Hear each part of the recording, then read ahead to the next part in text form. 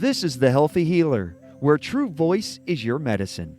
This is where we help doctors and other healers navigate through the challenging times by learning from the best minds in the healing industry. Laugh, cry, and be surprised. It's entertainment, education, and inspiration so you can continue to be the unique and amazing healer you were destined to be. Welcome to humanity. Welcome to The Healthy Healer with Dr. Fred. Hello, everyone. It's Dr. Fred, and welcome to the next amazing episode of The Healthy Healer. And today we have another healthy healer, but this one's a little bit different than the last one, which of course was different than the one before that, and then different than the one before that. The one thing that all of my guests have in common is that they're healthy and they got there a real way. They got there through life. They got there through their own life experiences.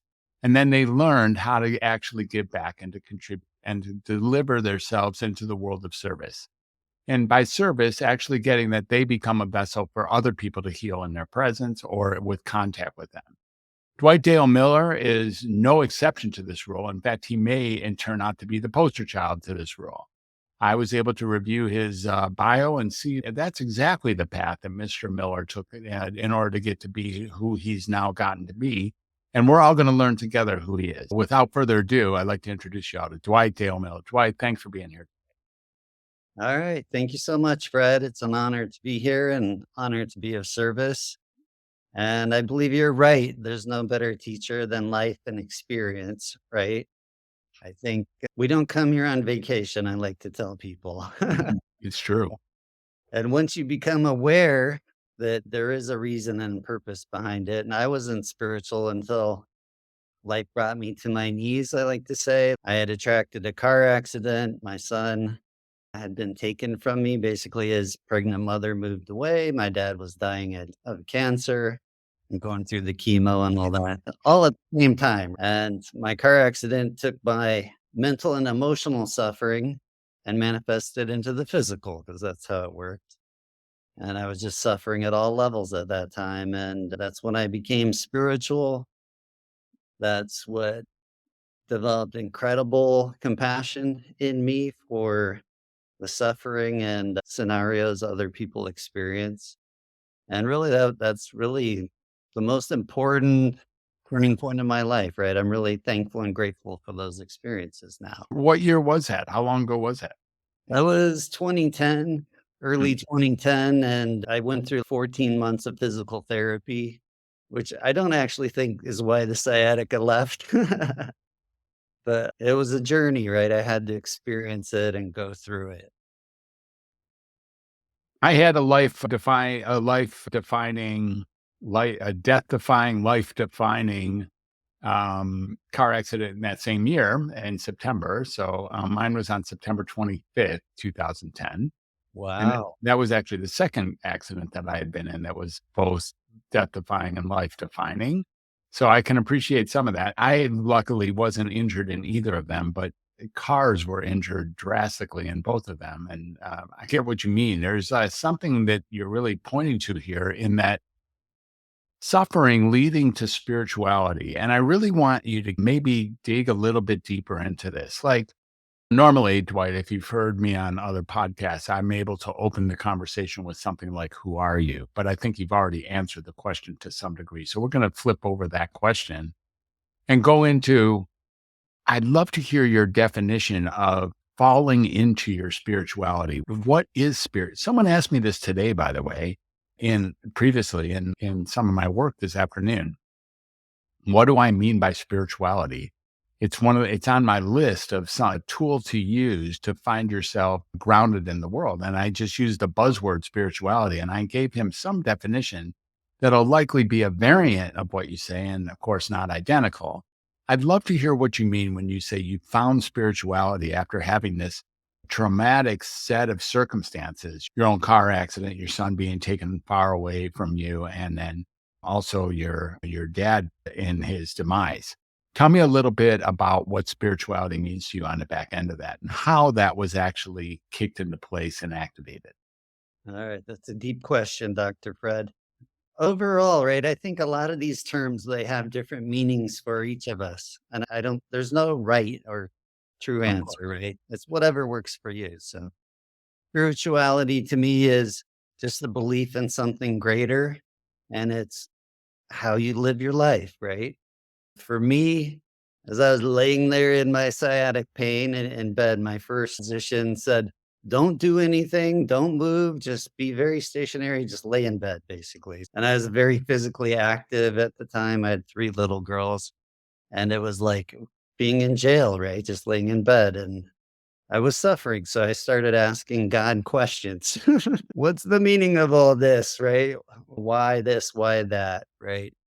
Because I grew up in the paradigm. I bought into the paradigm. You get a good job, do well in school, get a good job, a career. You have the 2.2 kids, the marriage, right? And that didn't work for me, Dr. Fred. And I love my daughters. They've always been amazing in my life, and I have a son now as well. This is the one that was moved far away from me. And other than that, I was miserable. I just wasn't happy. Mhm. And for me, through these really powerful questions, I got in tune with my heart, is what I would like to say, and the intuition. Okay. And I laugh because when I threw out the BS paradigm, I said, I'm going to follow my heart no matter what. Okay. And I had always wanted to write a book. And I decided at that time I was going to write a book no matter what. Okay. And I laugh because now I train people like you have to be in your heart, the heart connection. This is the divine connection. You're aligned with your soul and the divine. And when you're feeling in your heart, you're also grounded and present. Mhm. And this is where intuition comes. This is our true power, our true guidance system, Mhm. right? This is love. This is peace. This is joy and happiness, right? Mhm. This is everything else. Mhm. Yep. Mhm. I call it the 2 voices. Once you become aware, then you can make a choice. Mhm. And really, everything in life, I think, now is just awareness and a choice. Mhm. There's conscious choices and subconscious choices we make all the time. It's fascinating. Thank you for the explanation. And this idea of belief in something greater than yourself is very close to the answer I gave this afternoon. And then, of course, your individual expansion is a variant of what I said as predicted. So here's what I'm wondering about. Did that then lead to Soul Hacker? Is that how this went? Was Soul Hacker there beforehand, or did getting heart centered and really understanding the difference between heart and mind, the 2 voices, was that the event that launched Soul Hacker? Or tell us a little bit about what Soul Hacker is and how it got launched. Okay. Well, of course, it was always there, but I wasn't aware of it. Of course. 'Cause I'll explain a little bit because it is fascinating to me. Like when I hit that dramatic point in my life we've talked about, I didn't even know a spiritual person, Dr. Fred. I didn't even know someone who did yoga. This is Mhm. how I think the universe had kept me away from it because if I had got a whiff of it, I would have felt or sensed the truth because this is what happened, right? When I did get aware of it. And then the curiosity and the passion just sparked after that. I went through my car accident and all that, and I embarked on a big forgiveness point during that because I had a lot of negativity toward my son's mother for moving away. And I had always been a very positive person. And at some point, I realized all that negativity was destroying me, and I didn't like how I felt. Okay. So I decided I'm going to forgive. And I believe that's what healed my sciatica. And I wasn't aware of it at the time. And at some point, I go to a big weekend conference. It was some guys doing a mind body technique, best bioenergetic synchronization technique. They're mostly chiropractors. And there's 400 people in the room, and they're doing their thing up on the stage. And I could feel it. Okay. And that was the very first time I became aware that I feel energy. Okay. And I was like, "What is that, Dr. Fred?" Mhm. And I had, a healing experience that weekend. I'm like, "There's something with this, about this." So I started seeing one of those practitioners. And honestly, I was literally led from one mentor and modality to the next, right? And I got to a point where, okay, I feel like I've got what I needed to get here. What's next? And then that person would show up. Yeah. Okay. And it's just amazing. Yes, it is. I understand. So what was next, and when did SoulHacker get its name? When did it become something that you equated yourself with being? The name came to me last May. I was sitting in a Mind Valley annual meeting, their A-Fest in Cartagena, Colombia. And there were some speakers who were really good. They're like, you really need to challenge yourself and come up with a goal that's a little scary, right? What's the biggest goal you could come up with? And there was one speaker there. He was called a biohacker. It's like how to stay young and vital. Asprey, or was it? Yes, exactly. Yeah, Exactly it. yeah. And it's funny because he's studied everything, right? And tested scientifically everything. And what I notice is I haven't done that, but intuitively I eat how he describes. Like I would buy kale, Dr. Fred, and I'd eat it like the initial time and then it rots in my refrigerator. And I'm like, I don't get it. I'm supposed to eat kale. But at some point I started questioning everything. Like I know you're the undoctor, so I've been unlearning everything. It's like I don't really need to believe anything. I can just tell if I resonate with something or if I don't. And it's literally that simple. And that was kale for me, and even the greens, because I used to do all that stuff, eat all that stuff. And I just find myself, I'm not motivated to eat it anymore. I don't need a reason. I feel fantastic. And that's really all that matters. So I said, if Dave's the biohacker, what am I? And I said, oh, The SoulHacker. it just came to me because in my advanced program, we partner directly with your soul because it's the most biased party you have out there because you're here on behalf, right? So I go to my soul for help. This is in my healing journey. At some point, I said, look, soul, I'm on board. I don't care what it is. I want to face it. So bring it to me. And it's a bold statement. You got to be ready to do that because they're going to bring it. Okay. Mhm. When you get tired of the BS, or I'm all in. So in my advanced program, we invite people's souls in. We invite every version of you, right? It could be past, present, future lives, could be other dimensions. I don't have to understand it.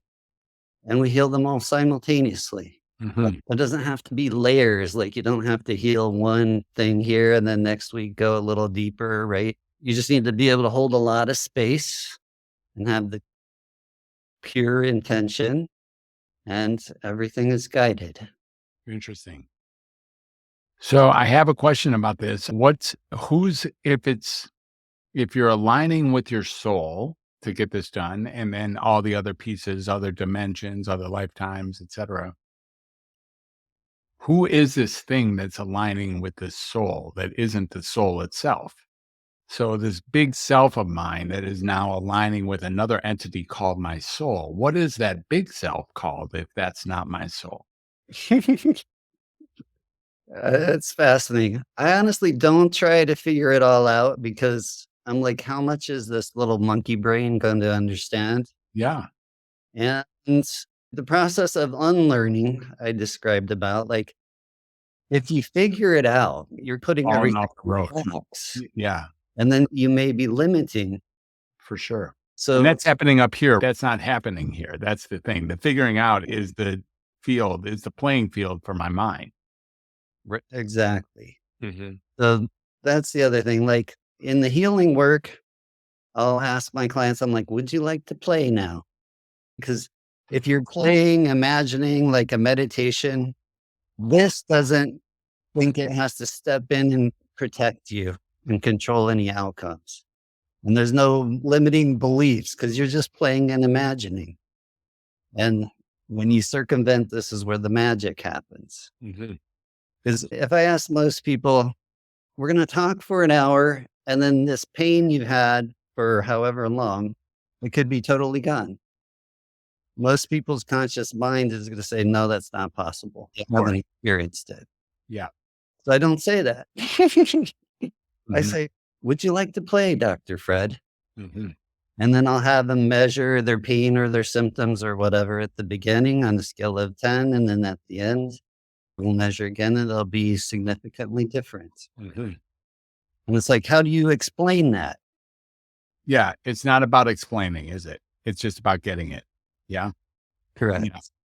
So we talk a little bit about this multiple level healing. The multiple level healing. So when I or one of your clients in the advanced program gets in touch with their soul and gets in touch with their multiple dimensions and multiple past lives or even future lives, and the Akashic records, I see you go there, and your subconscious thoughts, your belief systems, different agreements that you've made with yourself or others.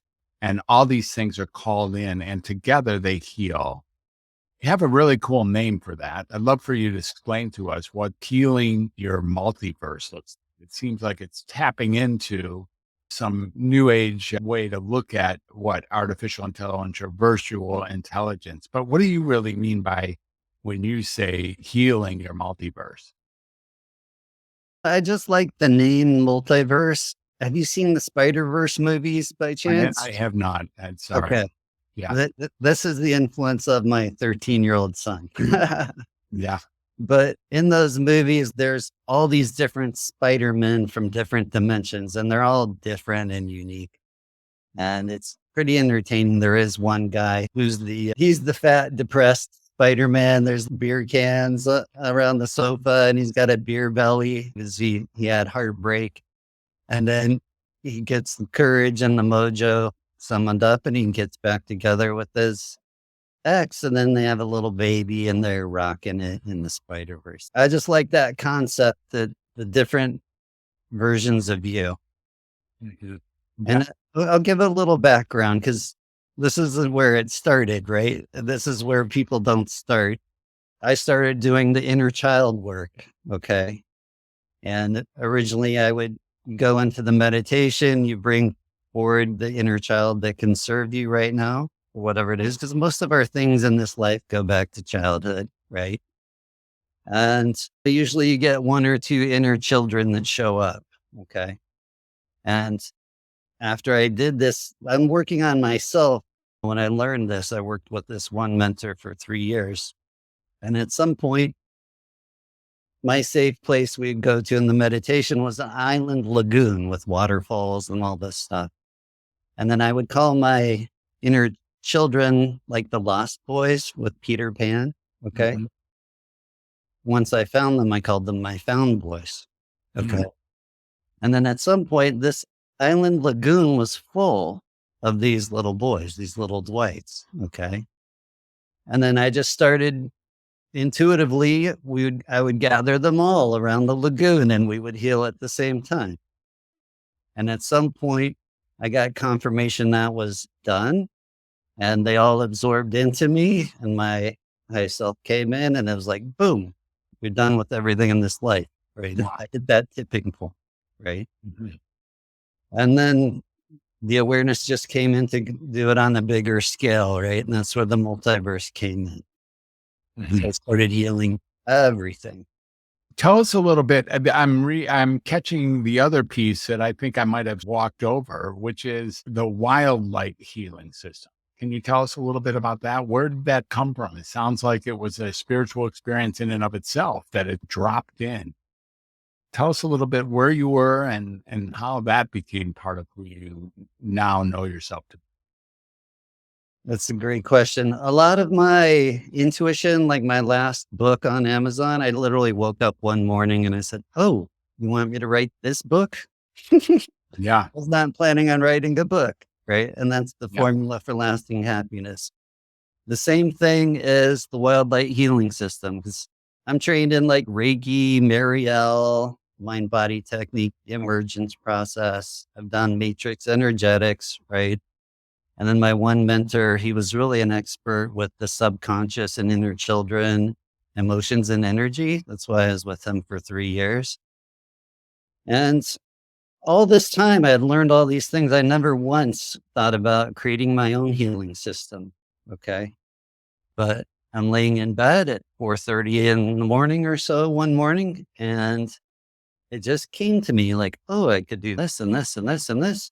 And I pretty much had the whole healing system in 5 minutes. It's very simple. And everything that comes through now is simple, right? It's as simple as it can be.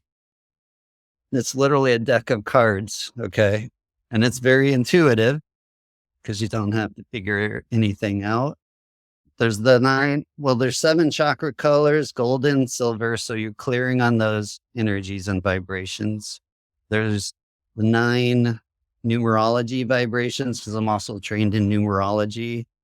I can look at someone's chart and see what vibrations they're learning in, and they're all mapped to chakras and whatnot. But you're clearing on the 9 vibrations. There's an emotions card, a physical symptoms card, a thanks and forgiveness card, and then there's a wild card. And it's literally like you had the intention for the card, and some people will draw cards like they do with tarot, right? If they don't want to do every card in that session, they'll just pull what cards they need intuitively. And you just clear on those things. And it's literally a lot of what I do. I just feel the energy if it's there, and I can tell when it's gone. So I have this motion with the hand. Is it dowsing is the word? It's Yeah. that, and I ask if it's the same, but it's not. In the mind-body technique, they rotate a joint. They'll work with your feet back and forth. I don't know if you've ever experienced or witnessed that or aware of it. Before they figured out they could do that, they used to hold 2 pressure points on the body and have you hold your breath or whatever, and that would be one clearing. Then they figured out, oh, they can just do that.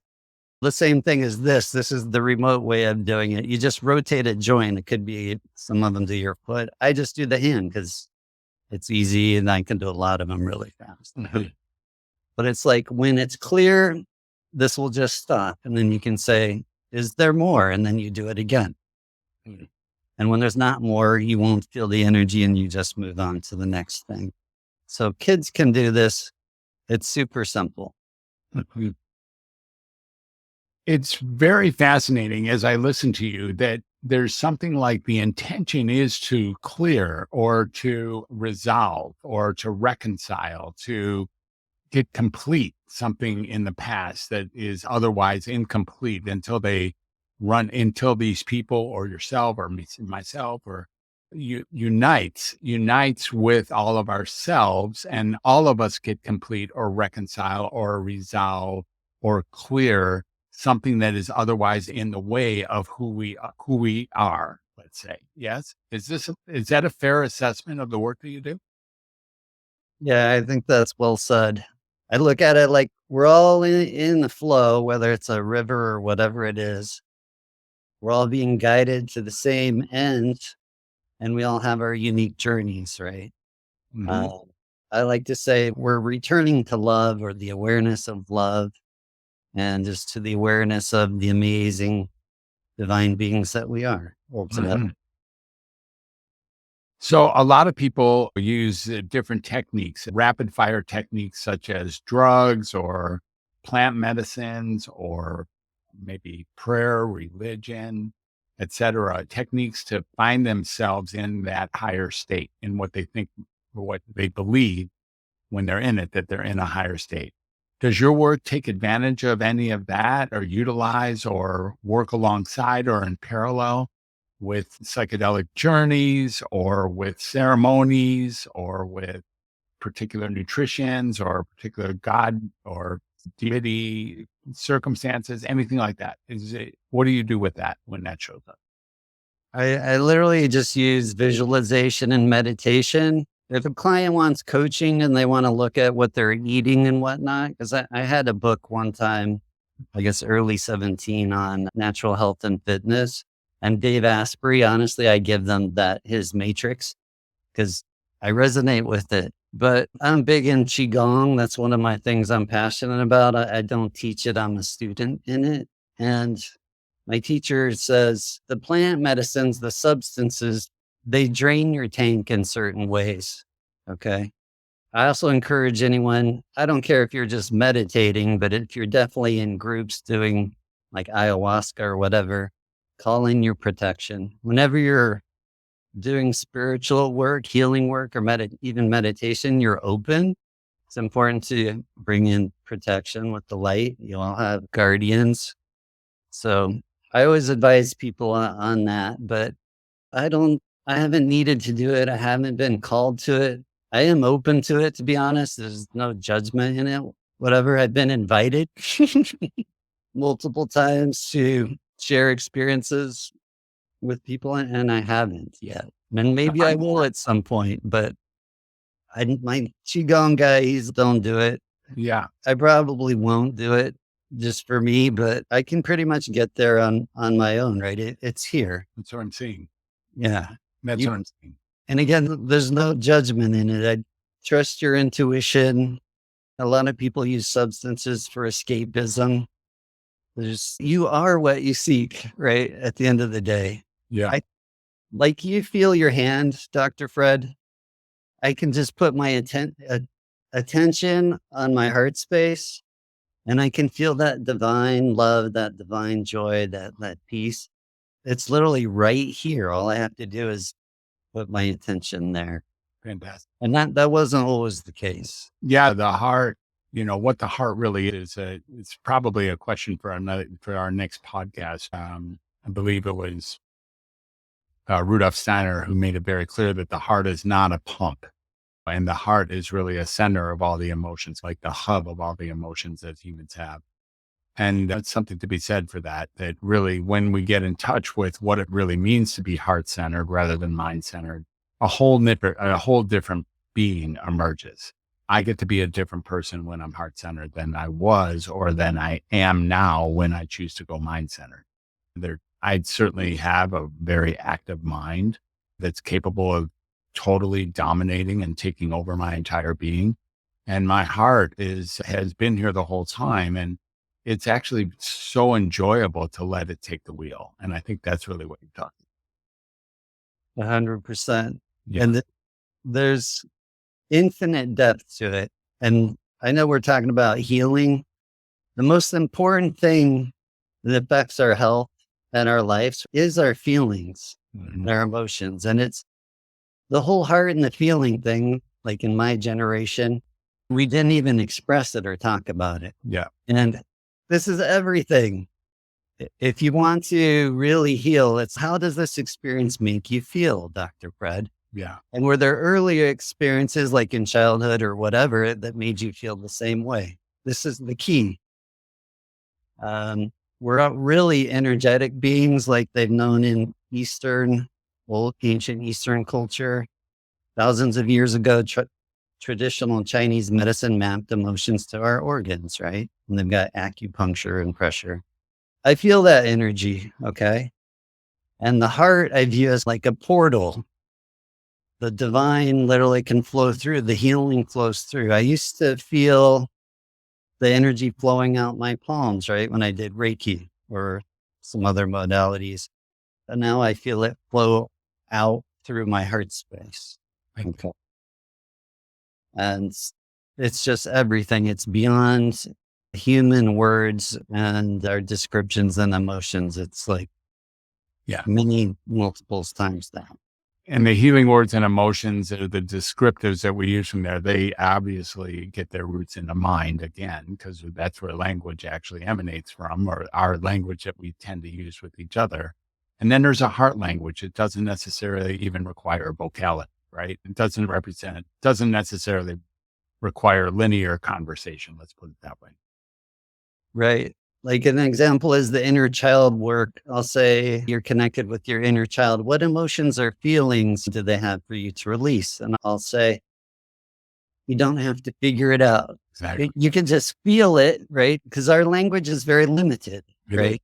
For sure. You don't have to figure it out. If you're just aware of the energy, you can let it go. choose to love yourself and let it go is the wording I use Yeah. right now. But yeah, so that's well said. So, Dwight, thanks for being here. It's really been great to have you. And we weren't able to really dig into this book that you wrote that I know you're really proud of, The Formula for Lasting Happiness. But if someone wants to get that book or learn a little bit more about you, or both learn about you by reading the book or read the book and then learn to follow you or attend one of your programs or workshops or teaching, how do people find you? DwightDaleMiller.com. Okay. Mhm. And my social media is all Dwight Dale Miller as well. Everything's on the website. You can book time with me. You can look at my one-on-one coaching. You can look at my group programs. All my books are on there. It's all on there. Fantastic. Dwight, it's been a pleasure, an honest pleasure. Thanks for being another heart-centered soul. It's really fabulous to have you here. I'm really just glad to be on the planet with somebody, another man who's actually putting his heart out there first, realizing that there's too much value in our heart not to use it effectively to help heal others. So thanks for being. I appreciate you and the work you're doing as well, Dr. Fred. Thank Thank you. you so much. And to our listeners, thank you for hanging on till the end of the show. I hope you appreciate it as much as I did, and it sounds like as much as Dwight did. And if you did, just feel free to share it with others and feel free to leave comments. And by all means, feel free to subscribe to The Healthy Healer. This is how people like you get to hear the show and get to meet people like Dwight Dale Miller. So thanks for being here. We'll catch you all on the flip side. Bye. Bye.